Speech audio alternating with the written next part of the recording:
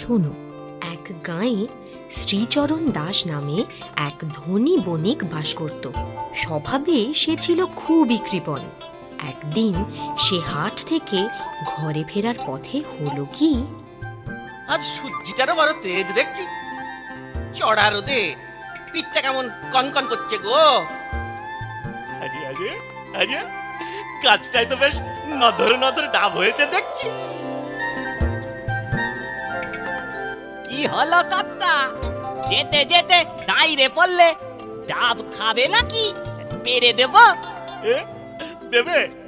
আরে দাও না গো, দিলে তো ভালোই হয়। বড় তেষ্টা পেয়েছে গো। 6 আনা মজুরি দিতে হবে কিন্তু।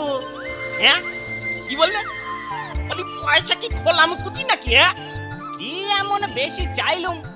এই কাঠ ফাটা রোদে ওই নম্বা গাছ বেয়ে ওটা কি চারটিখানি কথা? ঠিক আছে ঠিক আছে, পারলে পারো, না পোষায় তো পারো না। বাস তাহলে 6 আনা দেবে না? বলুন তো না। এ কি কিপটে রে বাবা? এই এই, কি বললি রে হতভাগা? বললুম কিপটে, কিপটে বললুম গো তোমায়। কি? যত বড় মুখ নয় তত বড় কথা।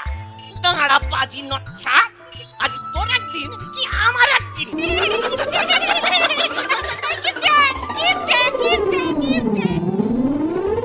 কত বড় সাহস, আমায় বলে কিপটে? বড্ড বাড় বেড়েছে। আর এই গাছটাও দেখছি কম বাড় বাড়েনি। কি ঝাড়খানা লম্বা রে বাবা, যেন আকাশে গুঁতো মারছে গো। এক কাজ করি, একটা ঢেলা ছুঁড়ে দেখি কি হয়।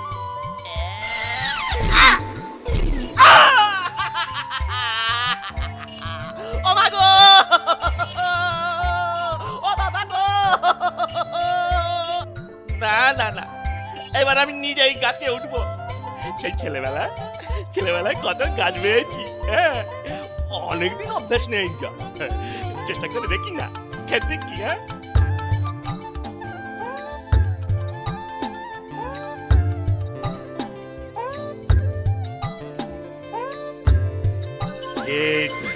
গাছে উঠেছি, তবে শুধু শুধু ওই বেটাকে আমি তেল দিচ্ছিলাম।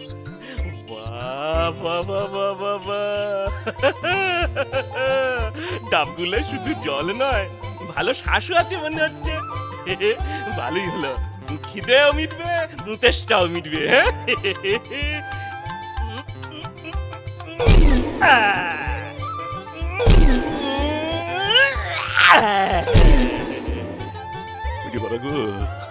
বাবা গো, নিচের দিকে তাকালে মাথাটা আমার কেমন বনবন বনবন করে ঘুরতেছে গো। শেষমেশ পড়ে গিয়ে বেঘরে আমার পরাণটা যাবে না তো। মা মা বিপত্তারিণী, মা বিপত্তারিণী গো, রক্ষা করো মা। প্রাণের দেশে যদি মাটিতে নামতে পারি তো 101 জন ব্রাহ্মণ ভোজন করবো আমি। হ্যাঁ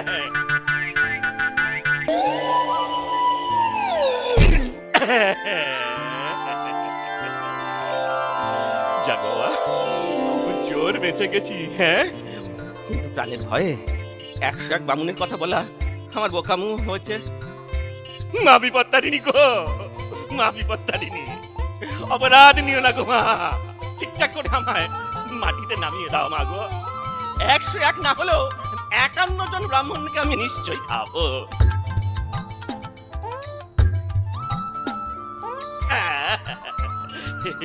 এই তো অনেকখানি নেমে এসেছি।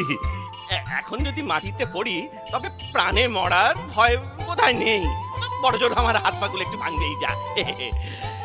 কিন্তু ভয় পেয়ে গিয়ে যা মানত করলাম তা বড় বেশি হয়ে গেছে। গাছে থাকতে থাকতেই ভুলটা মায়ের কাছে শুধরে নি। হে বিপত্তারিণী মা,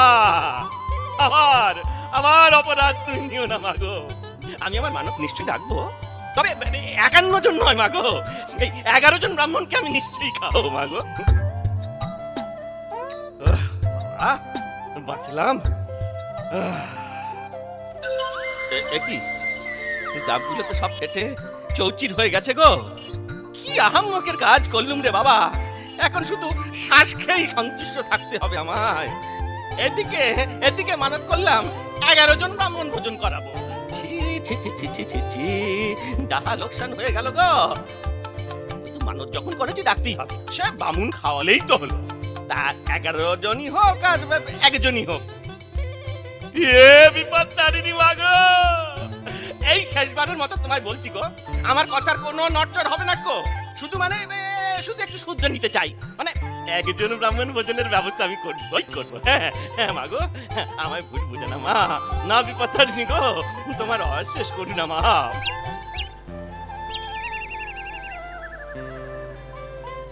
হ্যাঁ গা, তারপরে কি হলো গা? কি আর হবে গা, লোভে পড়ে কি বোকা মনটাই না আমি করলাম গো, একেবারে ডাহা লোকসান হয়ে গেল গো। তুমি পরাণে বেঁচেছো, সেটাও বা কম কি বলো? তা যা বললে, যাক ওসব লাভ লোকসানের কথা এখন যাক। এবার মানত রাখতে কাকে খেতে বলি বলো তো গিন্নি? আমি বলি কি, আমাদের ঘরের কাছেই তো নিবারণ চক্রবর্তী থাকে, তাকেই বলো না। তুমি খেপেছো গিন্নি? নিবারণ চক্রবর্তী হলো এক মহাপেটু, একটা গোটা পাটা একা খায়। তাহলে আমি ভাবছি কি, এই কালিদাস চক্রবর্তী আছে না, ওই কালিদাস চক্রবর্তীকে বলবো। একে ওই হার গিলে চেহারাও ঠিক এতটুকু পেট, তার উপরে আবার হেপো রুগী, ও বেশি খেতে টেতে পারে না, আমাদেরও খরচটা কম হবে। সেই ভালো, তবে ওকেই বলে দাও।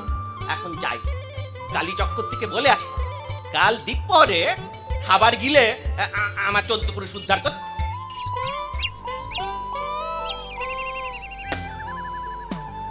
চরণ দাস, আমার ভিটেতে হঠাৎ কি মনে করে? তোমার পাওনা টাকা তো আমি সুদে আসলে শোধ করে দিয়েছি। না না না না, ওসব কিছু নয়, ওসব কিছু নয় গো। কাল দ্বীপহরে আমার কুটিরে আপনাকে একটু নেমন্তন্ন। কি উপলক্ষে নিমন্ত্রণ বাবা? তুমি কি দ্বিতীয়বার বিবাহ করছো নাকি? কি যে বলেন পণ্ডিত মশাই, একজনকে খাওয়াতে পাঠাতে এত খরচ, আবার আর একজন। আমি মা বিপত্তারিণীর কাছে মানত করেছিলাম তো, তাই। ব্রাহ্মণ ভোজন, তা কজন? এই সব মিলিয়ে 1 জন গো। 1 জন? ঠিক আছে, কাল আমি সময় মতো পৌঁছে যাব। আজ তাহলে আমি আসি ঠাকুর মশাই। এসো।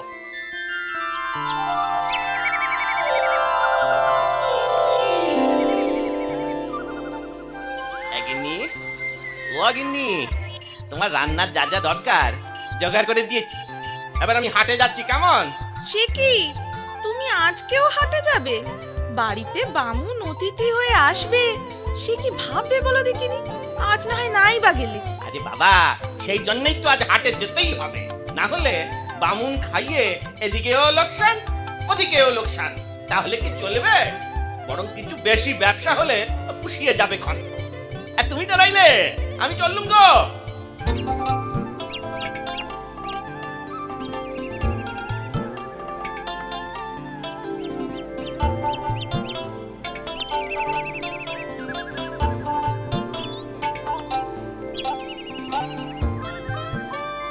আরে, আমাকে দুপুরবেলা খেতে বলে চরণ বণিক হনহনিয়ে চললো কোথায়?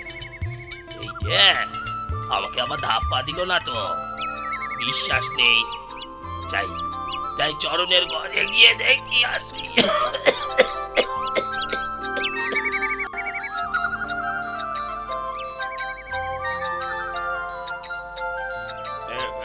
বাবা, বাবা, আসুন আসুন আসুন ঠাকুর মশাই, আসুন, বসুন।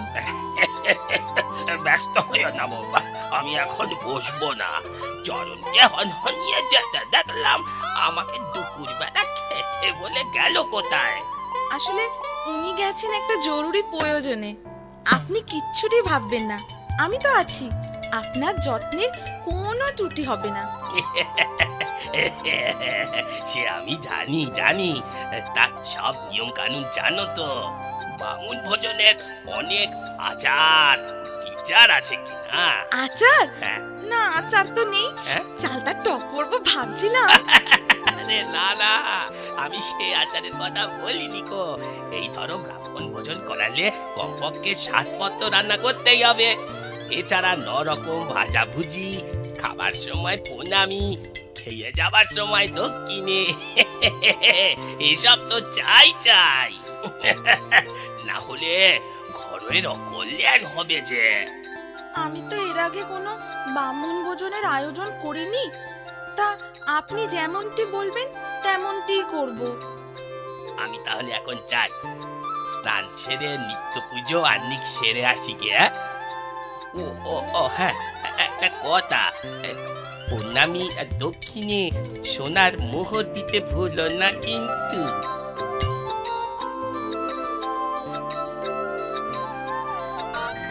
শোনো গিন্নি, মাথার দুটো চুল ছিঁড়ে দাও তো। এই দিচ্ছি। আহা, করো কি, আমার নয়, তোমার মাথার চুল। মলজা, আমার মাথা চুল দিয়ে তোমার কি হবে বলো দেখি? কথা না বাড়িয়ে যা বলছি তাই করো না, কাজে লাগবে বলেই না চাইছি।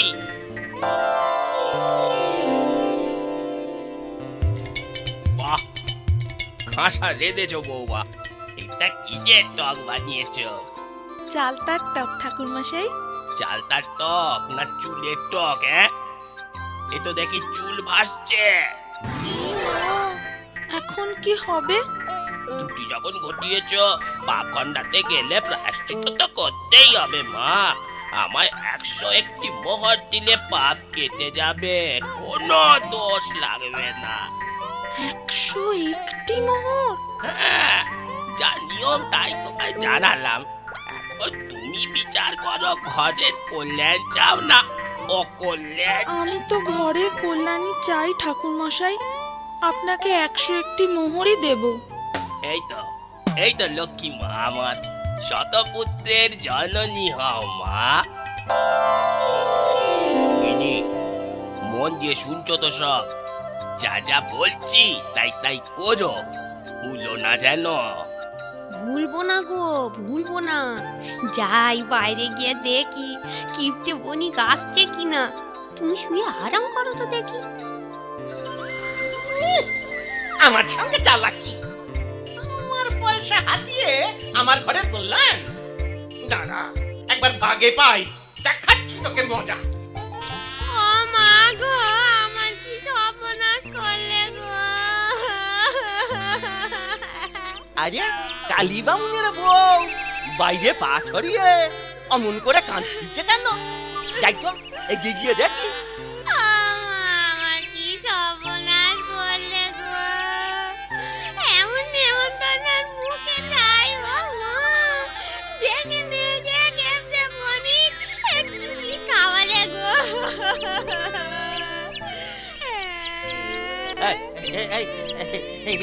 কি হয়েছে কি বামুনের?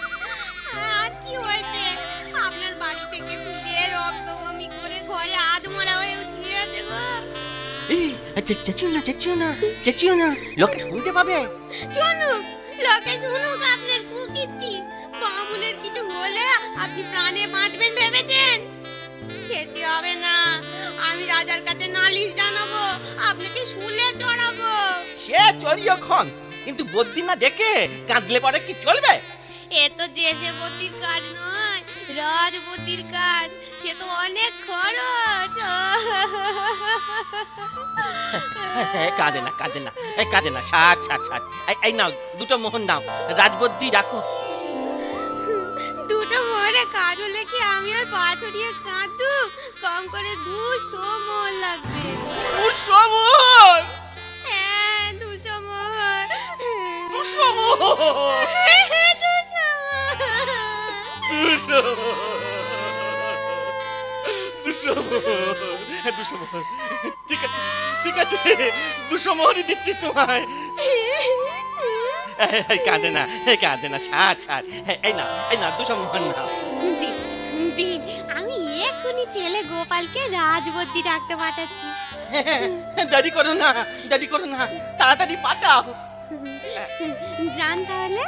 হ্যাঁ, তাই বলো, আমি এবেলা যাই। হ্যাঁ, দেবী পদ্মারিণী মা গো, বামুন ঠাকুরকে প্রাণে বাঁচিয়ে তোলো মা। বামুন ঠাকুর না বাঁচলে রাজা যে আমার শুলে চড়াবে গো। শুলে চড়ালে আমি শুনেছি ভীষণ লাগে। ও বাবা গো, না না, শুলে চুলে আমি দিতে পারবো না গো।